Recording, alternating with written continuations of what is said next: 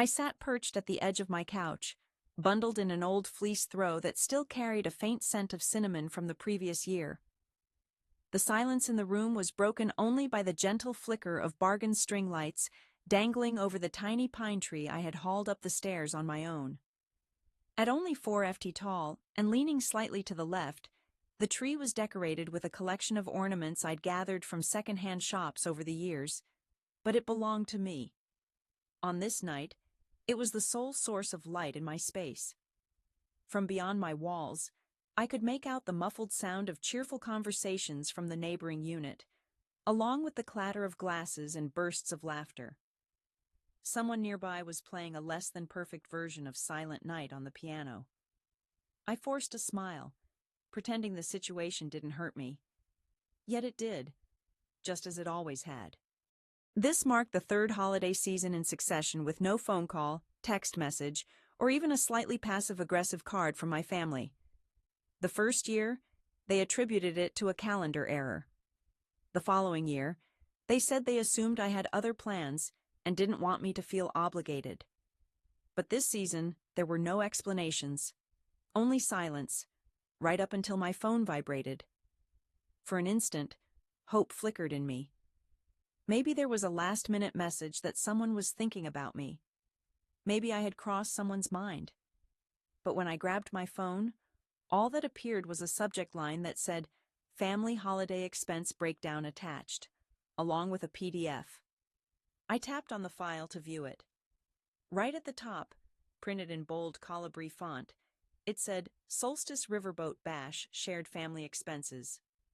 The total was $4,800, divided 3 ways. My portion, $2,200 or 45. I stared at the screen, wondering if this was meant to be funny. I scrolled down the document, searching for anything that hinted at a joke. There was an emoji with a wink, a quick, "just playing." But there was nothing, only bullet points for catering, docking fees, open bar, and a courteous note reminding me to send the money to my father's bank account by February 8th. I wasn't even aware that the Solstice Riverboat Bash had happened. No one had asked me to come. There wasn't a message, not even a quick word. Absolutely nothing. Yet when it came time to cover the costs, suddenly I was not forgotten. My insides knotted up uncomfortably. I put my phone aside and glanced over at my small tree. Its gentle, continuous glow gave off warmth, as if nothing in my world had been abruptly altered. The holiday season had always been a favorite time of mine. I used to spend it baking with my mother, Caroline, and quarreling with my brother, Elliot, about which film we should watch. He preferred something full of action, while I leaned toward the heartwarming choices. My father would struggle with knotted string lights, while fate grumbling about it. Our home was boisterous and chaotic, but we were united. These days, my parents were off on the Solstice Riverboat Bash, and I was left holding an invoice. I kept my eyes on that statement until the figures began to swim. There wasn't even a simple hello, only a demand for payment, reducing me to a distant family member deemed useful only for my money. I reclined against the sofa, feeling my throat constrict. There was no place set for me at the table, yet my portion of the costs had its own spot, which to me spoke volumes. While I looked at the twinkling lights on the tree, my mind kept returning to the figure on the receipt. $4 to receive $45. What sat before me wasn't simply a charge, it was a recollection dredged up from the quiet spaces I'd tried to lock away. It brought back each instance when I'd been ignored, and reminded me that I'd allowed it. As a child, my father often called me the independent one. He would say it like it was an honor, almost as if not needing assistance was an achievement. My father would mention this at barbecues and in festive cards anytime extended family was present. I've always been the independent one, managing everything myself. Back then, I used to grin when I heard those words, thinking it meant that my father felt a sense of pride in me. But as the years went by, it lost that meaning and instead began to feel like a door slowly closing. It came to signify that I was no longer expected to need recognition, assistance, or congratulations. That message gave my family permission to exclude me from group conversations and convince them I'd be fine without an invitation, support, or even a simple embrace. That had been true for me, until suddenly, it wasn't. My brother, on the contrary, never had to work for warmth or attention. For him, it was naturally bestowed. He could violate curfew, total my mother's car, overlook special occasions, and still remain the center of our universe. "He's just working things out," they would comment. Or even more frustrating, "That's simply Elliot." In comparison, I was always confronted with reprimands for a single missed task, or for coming home with an A when it wasn't an A+. Even today, they continued to boost him up. That solstice riverboat bash wasn't merely a party honoring him, it felt like a royal coronation. He managed to snag a regional manager position with Crosswinds Realty Partners. The firm celebrated his achievement with the Solstice Riverboat Bash held in his honor. What went unmentioned, certainly not by him, was that 4 months ago he spiraled with anxiety over that application. He had emailed me a disarrayed 2-page resume riddled with mistakes and incomplete sentences. "I don't think I'm qualified," he murmured over the phone, as if worried someone would overhear. "This is out of my league." So I spent 2 nights awake, completely revamping it. I rewrote entire sections, tidied up the layout, and created a brand new cover letter. I even coached him through typical interview questions, quietly ignoring just how much he depended on my help. He landed the role, then came the Solstice Riverboat Bash, and then the bill addressed to me. There was no thank you note, no public acknowledgement, not even a quick message in private. And there I was, owing $2,200 for a party I had unknowingly helped to make happen. That was the most painful part. It wasn't the missing money, or even being left out. Realizing I had invested so much in someone who never would have reciprocated, who didn't even consider making the effort, was what stung. They always described me as the self-reliant one, but what they truly implied was that I was replaceable. And maybe for the very first time, I was no longer willing to wear that label and pretend it didn't bother me. Because the truth was, I wasn't okay now. Not anymore. I glanced at the invoice one more time before pulling up my banking app. Without pausing, I entered my father's account information, filled in $2, and added to the memo, "Santa skipped me too." No context, no bitterness. Just the sort of note a person might find funny unless they were distracted by its real meaning. I pressed send. The app brightened with a notification. Transfer complete. In that instant, I noticed a weight lift inside me. My chest felt different. It wasn't quite relief, but rather a transformation. It was as if I had finally expressed something I'd kept silent for ages. I put my phone aside, rose from my seat, and headed to my cramped dining table to open my laptop. This was the moment. The Streambeat account was mine, Vistaplay was mine, TuneNest Platinum, mine as well, Relay Plus, Everwatch, Dreambox, everyone in my name. Over the years, I'd added relatives to each of them without much thought. Letting them use my accounts had always seemed less trouble than dealing with their protests or the emotional manipulations they'd offer. But tonight that was starting to change. I tackled every subscription one at a time. I deleted my profiles, changed my passwords, logged out everywhere, and clicked confirm. I didn't experience any sense of dominance, nor did I feel vindictive. I felt suddenly clear, as though I had finally scrubbed away an unseen film that had stuck to me since the very first time I stepped in to cover for them unasked. Next came the shared family plan with Pine Wave Wireless. For the past 5 years, I had been responsible for most of these expenses. Somehow, everyone just found it simpler to let me keep handling everything that way. They always promised they'd pay me back, but eventually, those payments stopped coming. The last payment from my father, Douglas Weller, had arrived 10 months ago. I logged into the Pinewave Wireless online portal and one at a time disconnected their phone lines. Next up were the credit cards. I had 2 credit cards in my name that I'd entrusted to my parents for emergencies. I knew I should have closed those accounts ages ago, but I always found some reason to hold off. What if my parents really needed them in an emergency? What if canceling stirred up drama? What if it made me look unappreciative? At this point, I no longer cared. I put both cards on hold and requested fresh ones, each with a brand new number. I decided no one would be able to access my credit again, unless I gave the go-ahead. When I finally closed my laptop, it was just before 1 a.m. The apartment was silent, lit only by the gentle glow from the small tree in the corner. I didn't feel angry. There wasn't any sadness either. I was simply finished. Finished being the easy option. Finished keeping quiet. Finished always being the one who gave just because everyone assumed I would. That night I had trouble sleeping. Yet for the first time in as long as I could remember, I finally didn't feel indebted to anyone. By the time it was 2 p.m., the messages had already begun. The earliest one came from my mother. "Something's up with the Streambeat account. It keeps saying it's not working. Did you change anything?" There was no hello, no happy holiday, just worry that my mom couldn't access a show. I ignored it.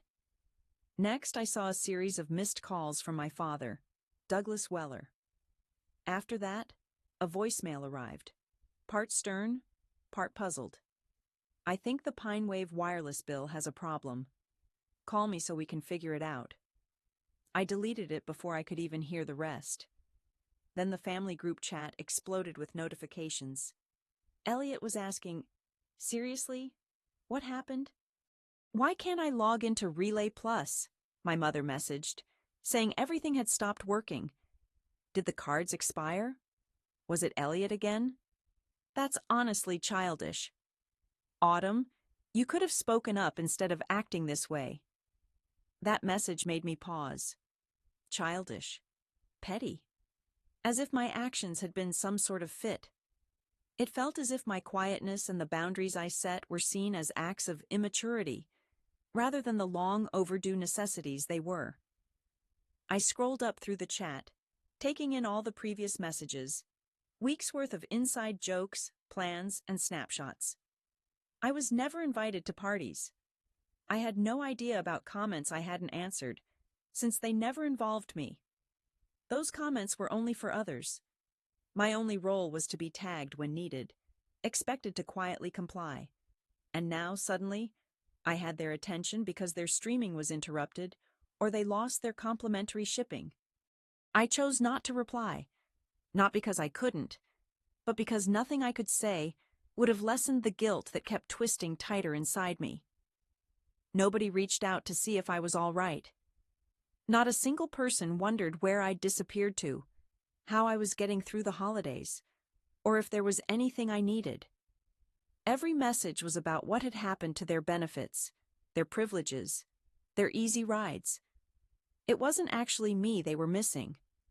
What they longed for was what I provided for them. I silenced the group chat and disabled alerts. What came next, the quiet, was the first true gift I'd received in as long as I could remember.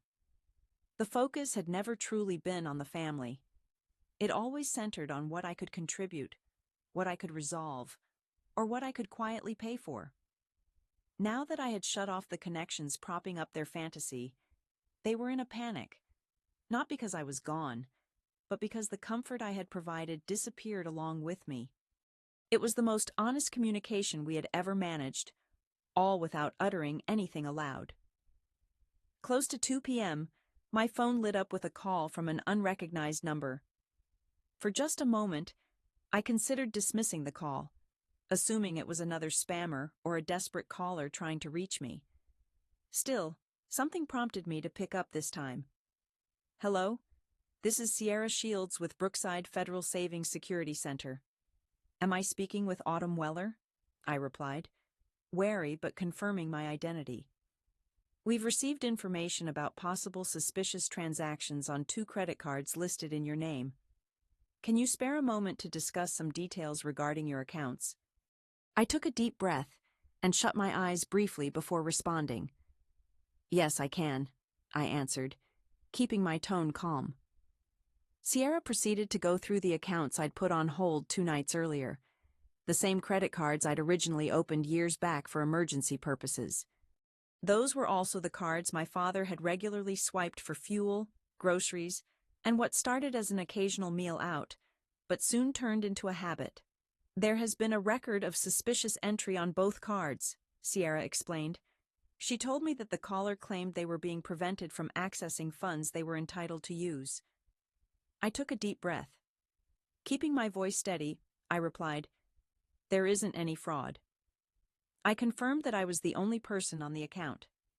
I clarified that I had placed the freeze on the cards myself. There was a brief stretch of silence. I added that the individuals who had previously used the cards were my parents. I explained that they had been using the cards without my approval. They always knew those cards weren't meant for them. I admitted I'd ignored it for far too long, but that was over now. There was another short lull. I could pick out the faint sound of keys as she typed. At last, Sierra said she understood. She clarified, "So, to be certain, you know about all recent changes to your account, and you're giving your approval for them." "I do," I answered. Once again, I insisted there wasn't any fraud involved. It was simply a case of my family treating me like a doormat. I hadn't meant to say that last part out loud, but since I had, I didn't bother to take it back. Sierra responded with a gentle laugh that wasn't unkind. She told me she would close the fraud report and add a note to the record. "Thank you," I replied. "Take care of yourself, Autumn," she said, then ended the call.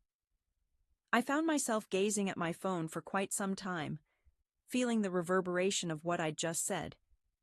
I hadn't raised my voice. I didn't collapse emotionally.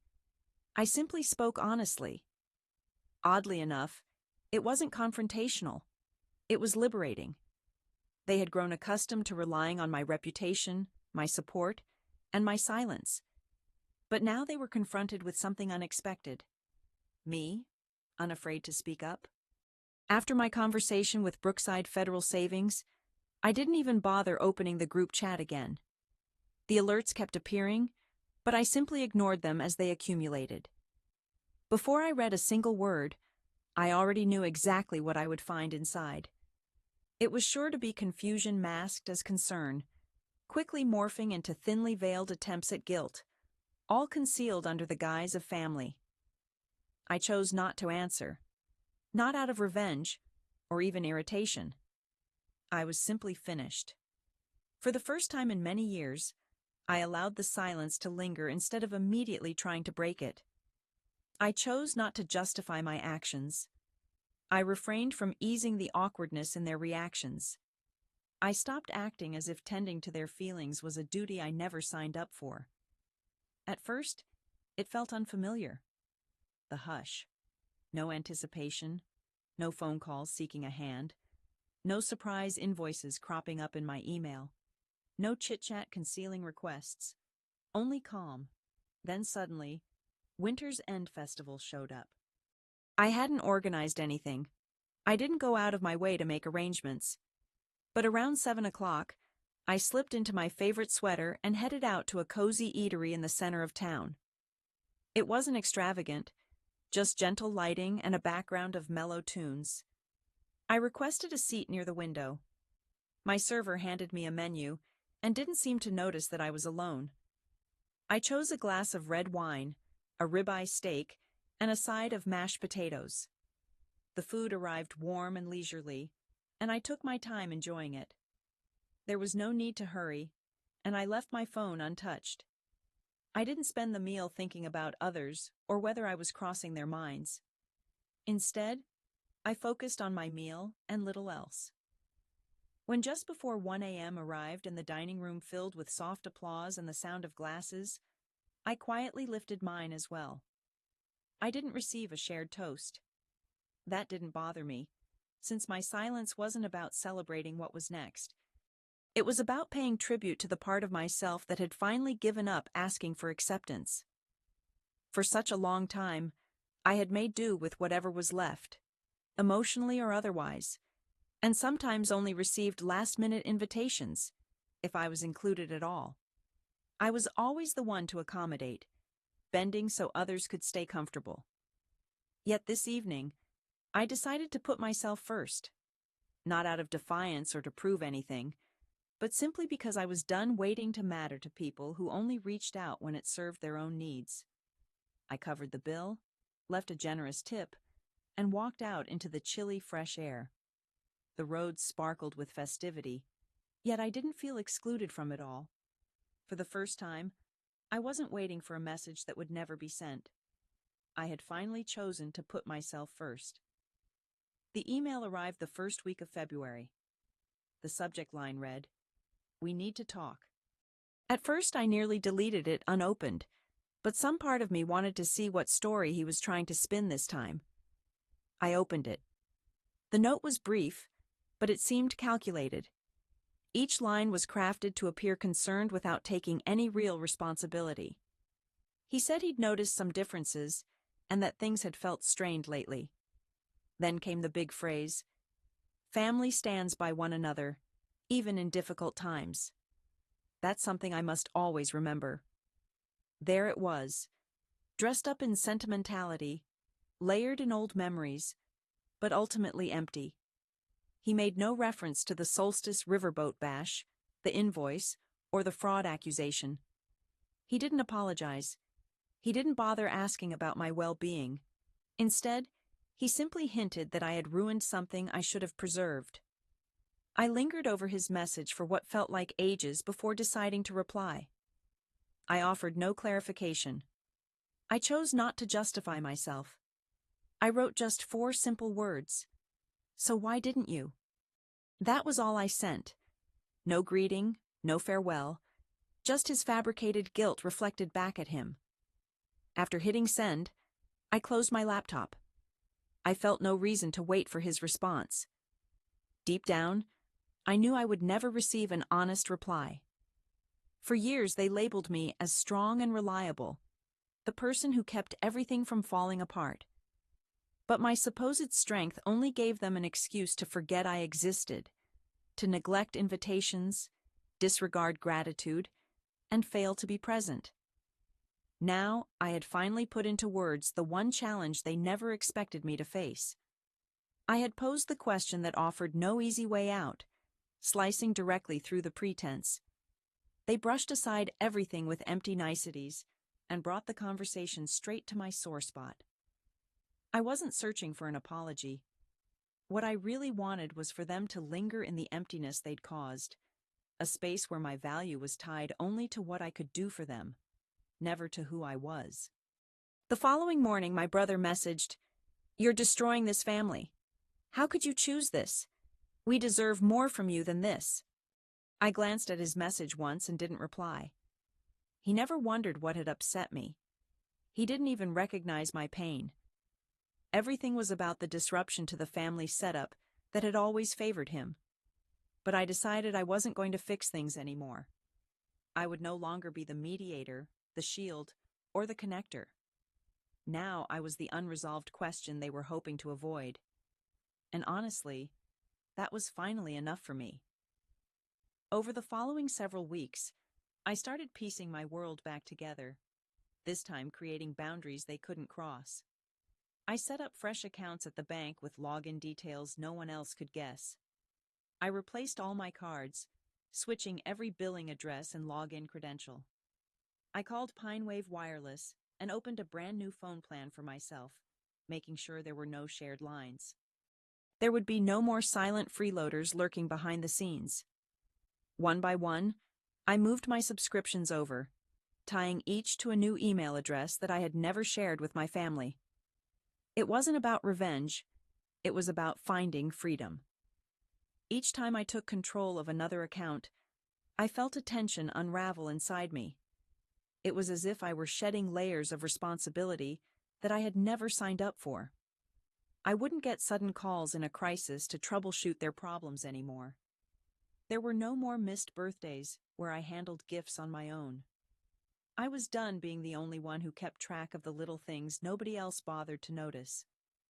The burdens they'd piled on me for years, I was finally putting them down. My apartment had a new feel now. It wasn't larger or tidier, just as though some heaviness was gone. I even started lighting candles again. I prepared dinner for myself with more attention than I typically gave.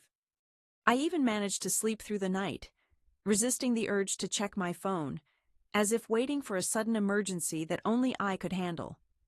Their messages stopped coming. Or maybe they continued, and I simply didn't bother to check. I had silenced every conversation and removed all the shortcuts. I no longer needed to witness their letdowns, cleverly disguised as worry. This year, I didn't give them any gifts. There were no cards, no hastily purchased gift baskets to smooth things over at the last moment. No quietly handled expenses either. What they received in my absence, without any warning or hint, was the realization that the daughter they had ignored was the one holding everything together. And now, I wasn't there anymore. Not out of anger, not by slamming doors or yelling accusations. Just absent. They believed I was resilient because I never asked for anything. Because I'd always been there, regardless of an invitation. Because I let things go, even though nobody recognized it. But honestly, I didn't do it out of resilience. It was pure fatigue that drove my actions, and that distinction changed everything. They didn't lose someone who caused issues. They lost the one who silently held everything together. The one they thought would never leave, simply because I never had before. But maybe I was just the earliest. The first to be overlooked, the first to be taken advantage of, and finally, the first to walk away.